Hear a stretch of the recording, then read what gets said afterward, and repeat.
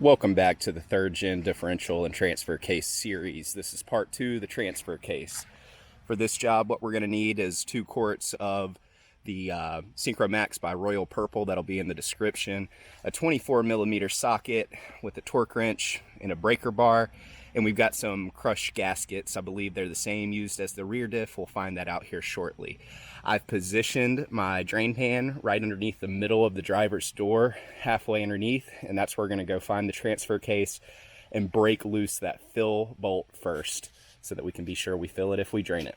All right, here we are. We're right beside our exhaust heat shield here, and we have our drain bolt as well as our fill bolt. As mentioned, I did spray these down with PB Blaster earlier today.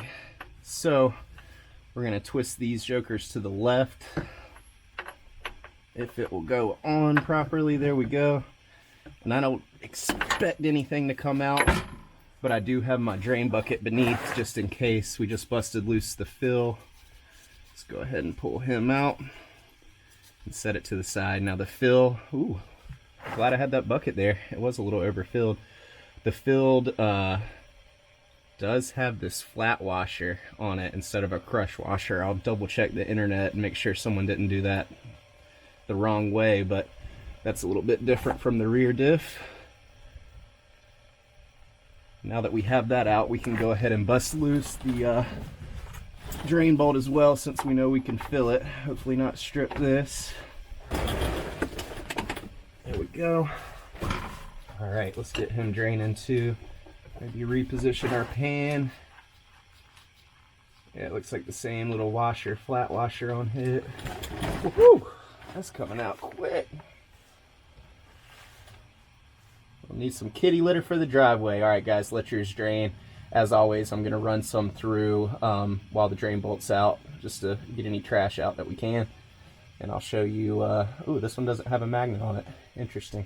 Leave a message in the comment if yours has a magnet. Since we're using the Royal Purple, one of the advantages the manufacturer kind of rides on is that you can cut the top of it off and kind of weasel it in to be able to fill it without, I may spill a little bit here, but not much, to kind of fill it without needing that hand pump.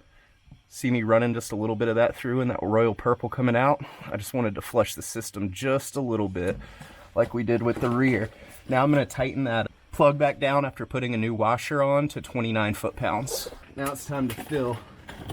So I'm not exactly sure of the quantity, but I know that I have right at, I believe this is 1 US quart. Yep, 1 US quart here. I'm going to get it in.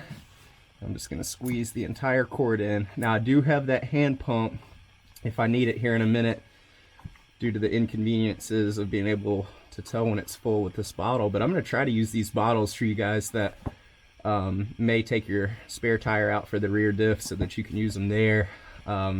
It's nice to have that pump, but just wanted to try this way out. There's 1 quart down. We're moving on to our second to see if we can get it done without that pump. It should flow right out when it's full.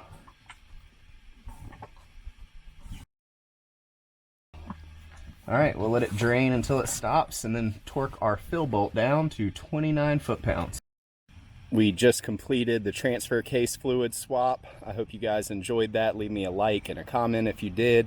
We're going to move on to the front diff next and pick up in a 3rd part to this series.